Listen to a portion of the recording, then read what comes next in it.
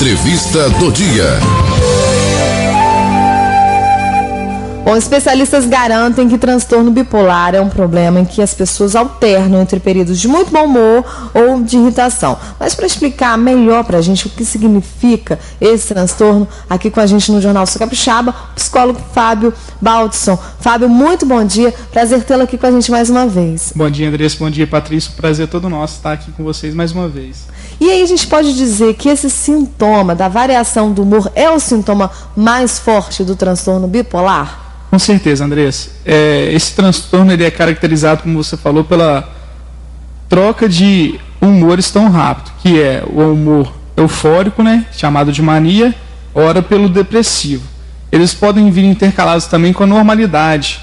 E com o passar dos anos, né, com o tempo passando, eles podem se repetir com intervalos menores, havendo variações e até mesmo existindo casos em que a pessoa tem apenas um episódio de mania ou depressivo durante toda a vida.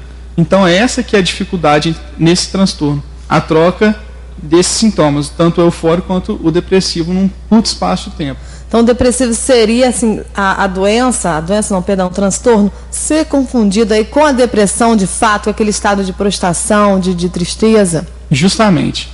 A maior dificuldade no diagnóstico desse transtorno é a confusão existente com esse período depressivo.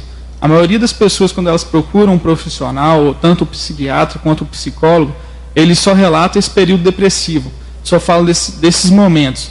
Então, esse profissional ele tem essa dificuldade, então ele vai lá e faz um diagnóstico com depressão.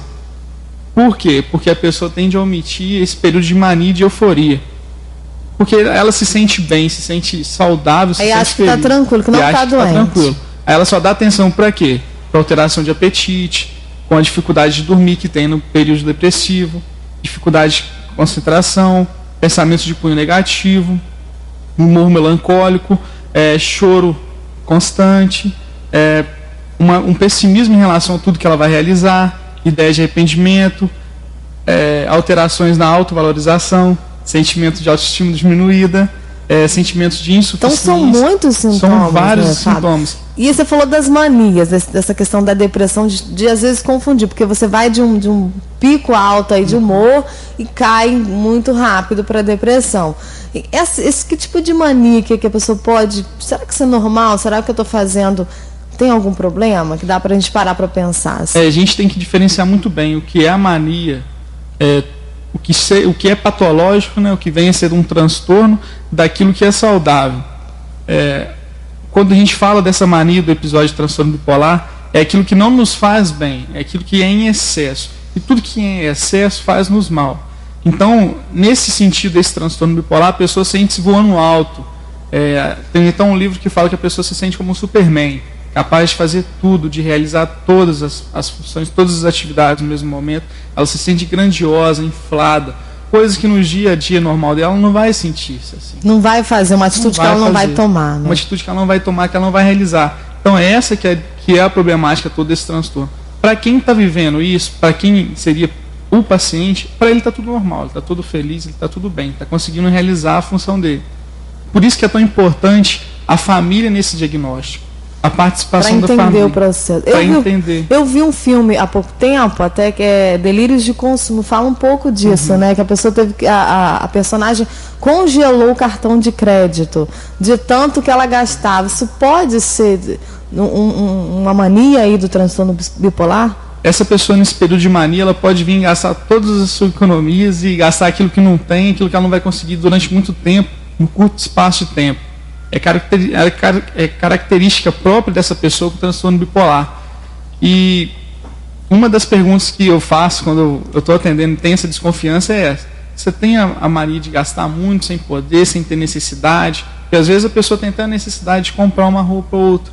Mas a pessoa com bipolar não, ela compra 10 peças de roupa de calça, do mesmo modelo, 10 blusas, sendo que ela não tem essa necessidade. Então aí essa é uma característica do transtorno bipolar. Então ela vai adquirir uma dívida que ela não vai saber como pagar. E quando passa essa fase da mania, ela tende a ficar depressiva. Aí ela fica se julgando, por que eu comprei tanto? Para que eu gastei tanto? Como que eu vou pagar isso? Já fica em apuros mesmo. Já fica em apuros mesmo. E um dos riscos desse transtorno bipolar, dessa fase depressiva, é a pessoa ter ideação suicida, né? Que é a nossa grande preocupação. Nesses casos de depressão. Porque a pessoa fica tão afugentada, sem saber o que fazer, que ela pensa até mesmo em suicidar-se. Então esse é o grande medo, é aquilo que a gente tem que ter muita atenção. Tem trabalhado para isso. Tem que trabalhar para isso. E aí quando você fala assim, desse transtorno, ele pode ter várias etapas, assim, pode ser uma pessoa que tem uma coisa leve, pode ser uma pessoa que tenha mais profundo, tem como o transtorno, cada pessoa aparecer de uma forma diferente? Com certeza, ele é dividido em 3 níveis, né? Leve, moderado e o grave. E nesses 3 níveis, são 3 formas diferentes dele aparecer. O leve ele é tão simples que às vezes é até difícil de diagnosticar, porque você não dá nem atenção. Ele pode aparecer em um episódio somente da vida da pessoa e nunca mais vir aparecer. Nunca mais aparecer, mas pode marcar, né? Mas pode marcar a vida dessa pessoa esse episódio. Já nos outros, ele vai ser tão recorrente que no mesmo dia ele pode ter troca de humor. No mesmo instante que ela pode estar conversando com você e voltar, ele já pode estar voltando com outro humor, uma outra forma de pensar, né? Tão rápido. É muito sério. Então isso é muito sério, isso nos preocupa muito quanto profissionais da saúde. E aí quando a gente fala assim de tratamento e essa questão antes do tratamento, uma pergunta também que é importante. O transtorno, ele vem só em adulto ou criança também pode ter? Adolescente pode ter? Porque o adolescente parece que ele está em transtorno bipolar 24 horas por dia, né? Então, mas ele pode ter essa doença também? Com certeza, Andressa. Essa pergunta que você está fazendo agora é uma dúvida de muitas pessoas. Quando a gente pensa em transtorno bipolar, a gente leva em conta só dos 20 anos aos 50 anos. É quando ocorre o maior número de diagnósticos de transtorno bipolar. Até 10 anos atrás, não se falava em transtorno bipolar de humor na fase de infância ou adolescência. E é a partir desse momento que vem aumentando essa discussão e vem percebendo que existe até mesmo uma dificuldade nesse diagnóstico da criança ou do adolescente pelo fato da hiperatividade. São muitas as pessoas que confundem o episódio de mania de uma criança com a hiperatividade. Então, ocorre em um nível baixo, não são tantas as crianças e tantos adolescentes que têm esse diagnóstico de transtorno de humor bipolar, mas é importante observar isso, porque quanto antes ocorrer o diagnóstico, melhor será para a ocorrência de tratamento dessa criança ou desse adolescente.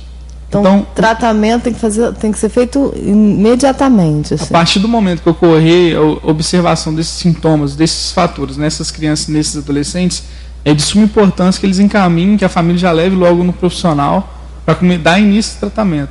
Porque quanto antes, melhor vai ser a adaptação desse paciente a esses sintomas, a esse transtorno.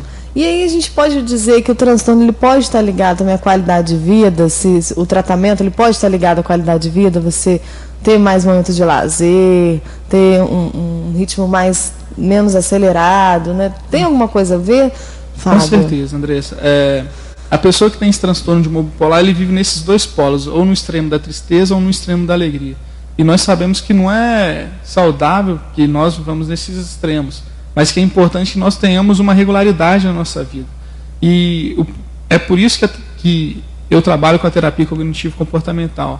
Ela tem esse cunho de levar essa pessoa a chegar numa vida mediana, numa vida saudável, que ela possa viver um prazer, que ela não vive nem tanto atenta à mania dela, nem preocupada com os gastos excessivos ou com os projetos loucos que ela pode estar realizando no dia a dia, nem com a fase depressiva dela, com a fase de melancolia, de tristeza profunda dela.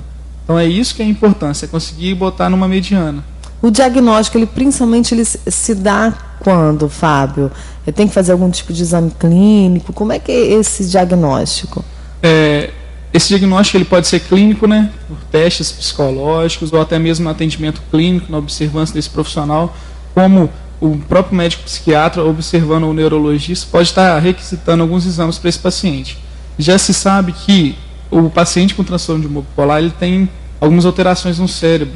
Então, por exames de ressonância magnética, ele pode ter esse resultado também, assim como nos exames clínicos realizados pelos profissionais adequados. E é importante ter esse acompanhamento com o psiquiatra? Tem que fazer um tratamento casado aí com o psicólogo? Com certeza. Esse é um dos transtornos que é indispensável não tem como não fazer o uso do medicamento. Durante um bom tempo ele vai ter que fazer uso desse medicamento até ocorrer o controle desse transtorno. Então, ele vai ter que ser acompanhado tanto pelo psicólogo quanto pelo psiquiatra. Não tem como fazer um acompanhamento sem o outro. Então, é muito importante que ele vá ao psiquiatra no decorrer desse diagnóstico. Ótimo, Fábio. Eu conversei com o Fábio Baldson, ele que é psicólogo. Fábio, é importante, então, dizer que as pessoas têm que largar esse medo. Está com algum problema, está se sentindo complicada, está se sentindo vazia em algum momento, tem que saber o que está acontecendo, né? Hoje em dia, a informação está chegando com uma velocidade muito intensa, né, Fábio? Eu acho que a gente tem que perder o medo e o preconceito e tem que procurar o tratamento. Muitas das pessoas não vão porque tem medo e falam que psicólogo é coisa de doido, não é coisa de louco. Isso ainda tem um preconceito muito grande. Tem esse estigma, né? E a gente tem que quebrar isso, esse preconceito, tem que ir mesmo.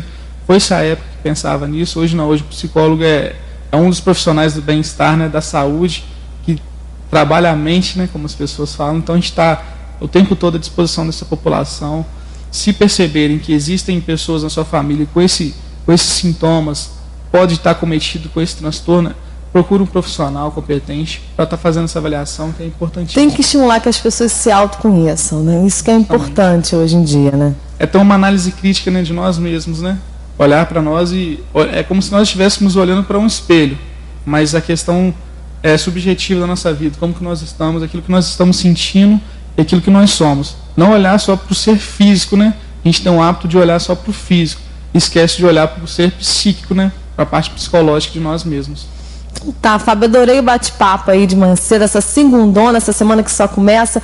Sempre à disposição aqui o Jornal Sul Capixaba para você. Eu também me coloco sempre à sua disposição, precisando é só chamar que a gente está às ordens para falar com os ouvintes.